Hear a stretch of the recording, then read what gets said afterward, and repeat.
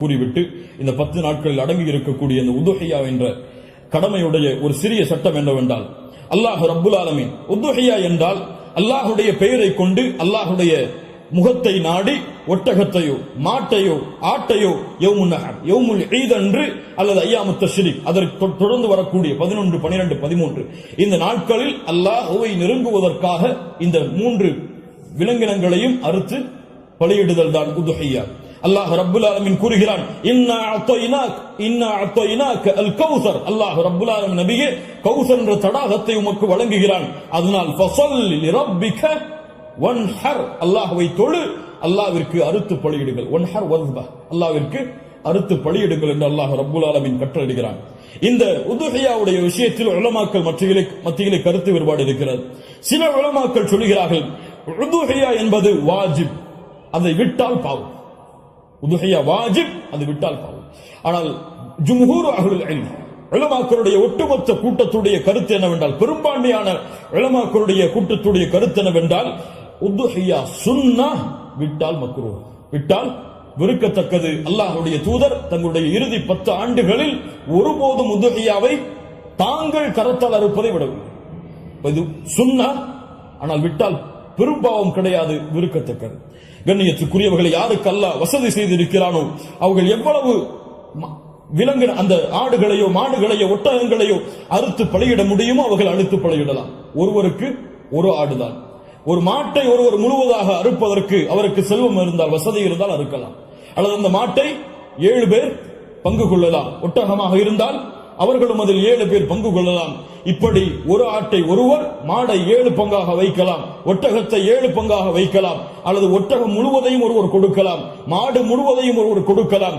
2 ஆடுகள் 3 ஆடுகள் என்று ஏழைகளுடைய கஷ்டங்களை நீக்க அல்லாஹ்வுடைய முகத்தை நாடுபவர்கள் எவ்வளவு அல்லாஹ் அவர்களுக்கு செல்வத்தை விசாலப்படுத்தி இருக்கிறாரோ அவ்வளவு அவர்களும் விசாலப்படுத்தலாம்.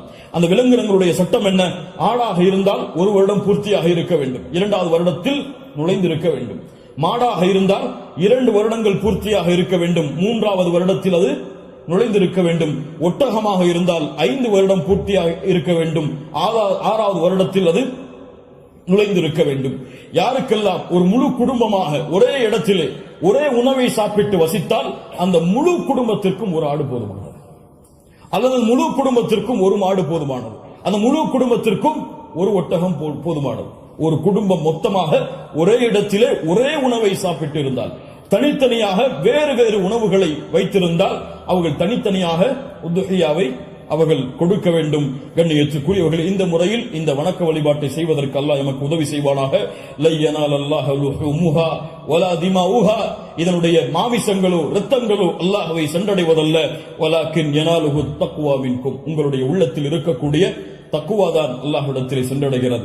கண்ணியத்துக்குரியவர்கள், நபி இப்ராஹிம் அலைஹிஸ்ஸலாம், இஸ்மாயில் அலைஹிஸ்ஸலாம் அவருடைய தியாகத்தை நினைவு கூறும் பொருட்டு இப்ராஹிம் அலைஹிஸ்ஸலாம் தன்னுடைய மகனை அல்லாஹ் அறுக்க கட்டளையிட்ட போது, நான் அறுக்க தயாராகிறேன் என்று இப்ராஹிம் அலைஹிஸ்ஸலாம் அல்லாஹ்விற்காக தன்னுடைய அல்லாஹ்வுடைய கட்டளையை ஏற்க துணிந்ததை போன்று, யா அல்லாஹ் நீ கூறினால் எதையும் செய்வதற்கு நான் தயார் என்ற தன்மையை வெளிப்படுத்துவதற்கு தான் இந்த யௌமுன் நஹர் யௌமுல் ஈதுடைய தினத்தில் ஆடுகளையோ மாடுகளையோ ஒட்டகங்களையோ அறுக்கக்கூடிய கட்டளை அல்லாஹ் கொடுத்திருக்கிறார்.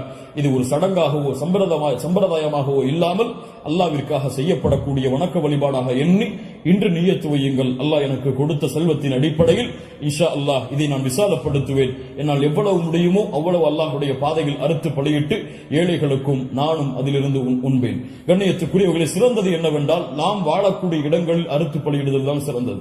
நாம் வாழாத ஊர்களில் அறுத்து பலியிடுதல் சிறந்தது கிடையாது, உலமாக்களுடைய குர்ஆன் சுன்னாவுடைய ஆதாரங்களின் அடிப்படையில். அதனால் நாம் அறுத்து முழுவதுமாக நாம எடுத்துக்கொள்ளலாம், அல்லது ஏழைகளுக்கு முழுவதுமாக கொடுக்கலாம், உறவினர்களுக்கு முழுவதுமாக கொடுக்கலாம். இதில் ஹதீஸ் அடிப்படையில் தெளிவான ஆதாரங்கள் எவ்வளவு பங்குகளை வைக்க வேண்டும் என்பதற்கு கிடையாது.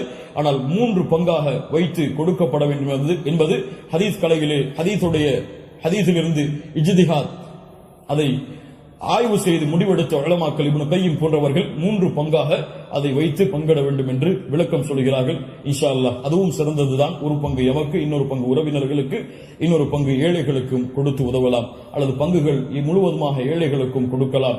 அதிலிருந்து நாமும் முழுவதுமாக சாப்பிடலாம். இதில் எந்த தவறும் கிடையாது.